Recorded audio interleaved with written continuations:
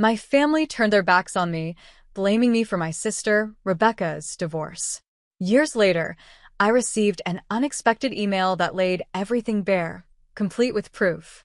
It struck me then that I had unknowingly played a part in ruining her life nearly 7 years ago. My family ostracized me and kicked me out of our home. At 29, I was just 22 back then, still finding my footing after college, and not financially stable enough to rent an apartment on my own. The whole ordeal hit me like a freight train. I had no time to prepare myself, either mentally or financially. The root of this turmoil was Rebecca, now 37.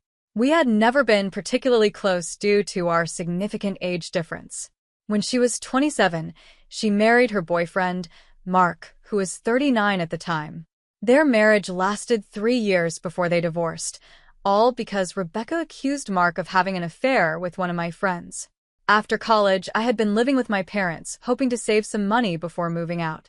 They were okay with the arrangement until Rebecca came home one day, sobbing uncontrollably, claiming she had filed for divorce because Mark had been cheating on her for 6 months. In her outburst, she pointed fingers at me for introducing my friend, Claire, to him. Claire, 28, had sought Mark's expertise as a certified dietitian to help her gain weight. Unfortunately, she was the one Rebecca believed Mark had cheated with. I was taken aback. Even though Claire and I weren't particularly close, I knew her character well enough to trust she would never pursue a married man. Furthermore, Mark was head over heels for Rebecca. He only ever spoke highly of her. I struggled to accept the idea that he could betray her. Despite my doubts, my parents accepted Rebecca's word without question. They sided with her entirely, which I could understand to an extent. They would naturally choose their daughter over their son-in-law. What baffled me was how quickly my parents kicked me out, based solely on Rebecca's claims. One day, she stormed in, unleashed a tirade, and somehow convinced them that I had ruined her marriage just by introducing Claire to Mark. They took her side without hesitation. I was crushed, trying desperately to defend myself, but they were resolute. They told me I had to leave or they'd force me out. In a single day, I lost my family and my home, left to sit on the sidewalk with my belongings, sobbing for what felt like an eternity. Eventually, I managed to pull myself together and crashed at a friend's place for the night. I reached out to my family daily, but they were unyielding. My friend generously offered me a roof over my head until I could find my own apartment. Yet, my parents had closed ranks, convinced I was responsible for the divorce. They told me they were disgusted by my supposed actions before kicking me out, which made no sense since I had no involvement in Mark's alleged infidelity. They blocked my number and threatened to call the cops if I tried to visit them. It dawned on me that they were serious in their belief that I was to blame. I should have seen it coming. Rebecca had always been the favorite child. My parents hadn't intended to have a second child, so I grew up feeling sidelined.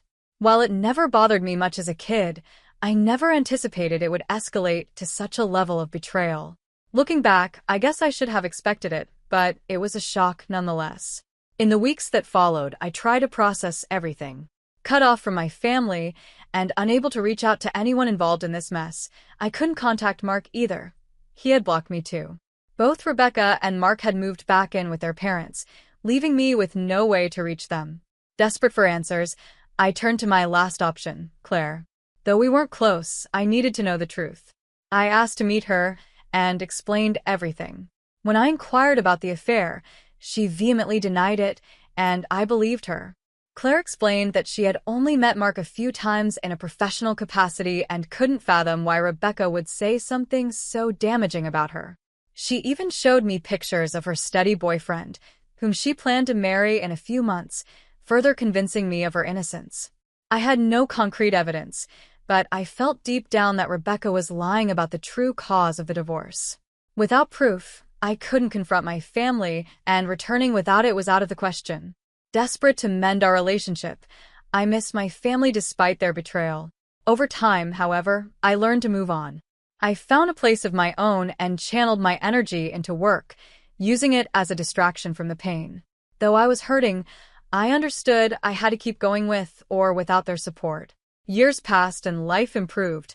I moved from my cramped apartment into a spacious one and recently got engaged to my girlfriend, Jenna, whom I had been with for 2 years. Just a week ago, we announced our engagement on social media. That post turned out to be pivotal. Days later, I received an unexpected email revealing the entire story behind Rebecca's divorce, complete with proof. Jenna, 30, typically shared our moments on Instagram, but the engagement photo made it onto her Facebook feed, reaching a wider audience. Among those who saw it was Mark, my ex-brother-in-law. Jenna had met him at a seminar years ago when she was pursuing her medical career and added him on Facebook. It's a small world, after all. I felt a surge of relief. A few days after our post, he reached out, not through social media, but via an anonymous email. He explained later that he wanted to avoid any awkwardness, especially after several years since his divorce. He didn't want to appear as someone who hadn't moved on, particularly since he had initially blocked me. It felt strange for him to reconnect about events from so long ago. As I read through the email, my heart raced. It contained a detailed account and proof of what had happened 7 years prior. To my shock, I discovered that my sister had been the one cheating on Mark, not the other way around as she had led us to believe for years. Not only was it a staggering revelation, but it turned out she had an affair with a friend of mine, the very person she had accused Mark of being with, Chris, a cashier at the grocery store near Rebecca's house at that time. He was someone I never would have linked to her, having never seen them together. Clearly, they had hidden their relationship well, but not well enough for Mark to remain unaware. When confronted, Rebecca had the audacity to blame me, claiming I was the one who introduced her to Chris and that I suggested she help him since he was an aspiring singer and she had a good voice. She insisted their relationship blossomed from there, even fabricating that I was complicit in their deception. This was a complete falsehood. I had no idea they were involved. Mark was furious when he found out and ended up blocking my entire family in his rage, something he later admitted was a rash decision made in the heat of the moment. He told me this in person, emphasizing that the email was intended to be as detached as possible to protect his identity. The email included a series of incriminating screenshots of exchanges between Rebecca and Chris, where they discussed how easy it was to deceive Mark, filled with declarations of love and plans to meet. She even signed the emails with her middle name, which few people knew. I felt a surge of determination, knowing I had undeniable proof against her. It didn't take long for me to deduce that Mark was the one who sent me that email after combing through Jenna's Facebook friends, following my instinct that social media had to be involved. When I finally located Mark, we arranged to meet. He revealed that he had learned about Rebecca's version of events from Claire, who had met him a couple of years earlier. I had asked Claire to keep my side of the story to herself, a decision I regretted when I realized that if I hadn't, she could have told Mark the truth long ago. They had a chance encounter a few years back, and during their conversation, he discovered the lies Rebecca had been spreading. He confessed he had wanted to discuss it with me sooner, but felt too awkward. I couldn't help but think that if Mark weren't so easily embarrassed, my life would have been much simpler. Despite everything, I forgave him. After all, I needed his support to confront my sister. Rebecca had been manipulating our family, spinning tales to ensure financial backing during her divorce, all while throwing me under the bus, knowing that one slip to Claire could unravel her story. It was hard to comprehend how someone related to me could be so selfish. I was certain she had never corrected the narrative with our parents. They had absorbed her lies without question. She knew that if the truth surfaced, that she was the cheater, she would face serious consequences. But now that the truth was out, I was ready to use it to dismantle her life, just as she had done to mine. After 7 years without visiting, I wasn't sure if my family still lived in the same house. Luck was on my side as I confirmed with an old neighbor that they hadn't moved and that Rebecca still resided there. This wasn't surprising. She had always been averse to work, preferring the comfort of living off her aging parents. So, 2 days ago, Mark and I showed up unannounced. My mom opened the door, barely having time to process our presence before we walked in. My dad and Rebecca were in the living room, and our moment of familial bliss shattered as their expressions soured. My dad immediately threatened us, stating he'd call the police if we didn't leave. I shot back that he could do as he pleased, but only after he read the documents we had come to present. My parents looked utterly bewildered, while Rebecca appeared sick, excusing herself to her room. I thought she was trying to escape, but there was no point in running. Mark displayed the divorce documents alongside the screenshots of Rebecca and Chris's emails, while I laid out the real story. Mark explained to my parents how Rebecca had to give up our family heirloom, my grandmother's diamond ring, because she couldn't afford to pay him after their divorce. The horror on my parents' faces deepened as they absorbed our revelations, and that was the final straw. My dad demanded an explanation from Rebecca. When she continued to lie despite the overwhelming evidence, he swiftly kicked her out, packing her belongings and shoving them into her hands while telling us to leave. I didn't need a second invitation and left with Mark, all while my sister pleaded with our parents to let her back in, just as I had done years before.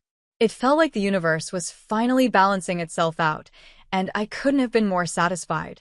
Just a few days later, Rebecca showed up at my place, demanding I reconcile with our parents immediately. I had no idea how she found me, but I told her I owed her nothing.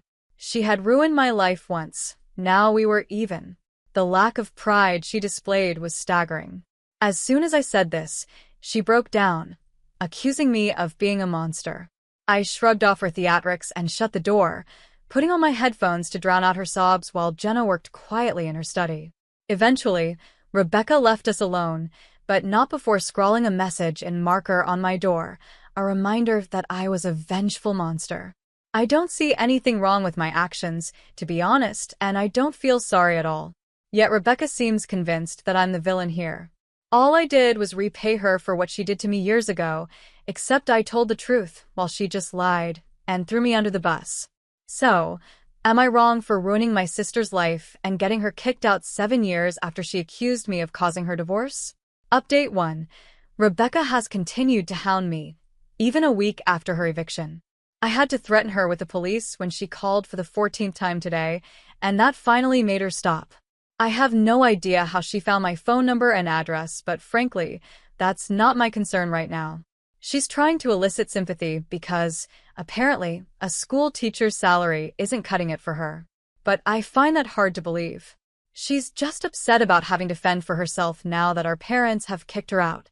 Yes, I've blocked her number several times, but she keeps getting her friends to add me to conference calls, making it nearly impossible to escape her. My parents are just as bad, if not worse. They found me on Facebook, saw my engagement announcement, and now they want back in my life. They've expressed a desire to attend my wedding without even apologizing. I can't fathom the audacity it takes to say such things, but at least I'm ignoring them. Jenna and I have had a good laugh over their texts. It's truly sad for them. Update 2. Rebecca showed up at my house again after I threatened to report her for harassment. As I was about to leave for work, she threw herself across the hood of my car, refusing to move until I talked to her. It was incredibly frustrating, so I ended up calling the police. They took her away as she screamed and cried, desperately trying to paint me as the bad guy, but nobody was buying her act. Pressing charges took some time, but once it was done, I left for work, determined not to let this incident ruin my day. I figured my parents would bail her out, and I was right. After her release, they sent me a long text about how I was being too harsh for what they termed an honest mistake from nearly a decade ago. It was laughable. Nothing my sister and parents did was a mistake. They knew exactly what they were doing when they cast me aside without a thought. Now that I have the power to return the favor, I see no reason to be forgiving. I texted my parents back, reminding them that they lost any right to dictate my life long ago. I haven't blocked them yet since I haven't had the time to check my messages, but I will soon. Hopefully, that will help me sever ties with this entire family for good. Update 3. After work today, I checked my socials and saw that my parents sent me yet another lengthy message. Jenna and I read through it together, and it was honestly one of the funniest things I've encountered. They still think we're a family. They informed me they'd taken Rebecca back in, claiming both their kids deserve a second chance, as if I had ever done anything wrong. Along with that, they expected me and Jenna to come over for dinner to sort out our differences before the wedding. Their confidence in assuming I'd want them there was astounding. After sharing a laugh with Jenna, I promptly replied, saying I wasn't interested in any of the invitations and was perfectly content living apart from them, just as I had for the past 7 years. They had shown me I was better off without them, and I was grateful for that. I didn't need their so-called forgiveness. They could continue pretending to be a happy family with Rebecca. With that final text, I blocked them for good. I didn't even want to hear any more of their nonsense. I'm sure they'll try to reach out again soon, but I'm not having it. Jenna is my only family now, and I'm happy with just her. My parents and sister have never looked beyond their own selfish interests, and I doubt they ever will. So the next time they try to contact me, they'll be dealing with my lawyer. That's a promise.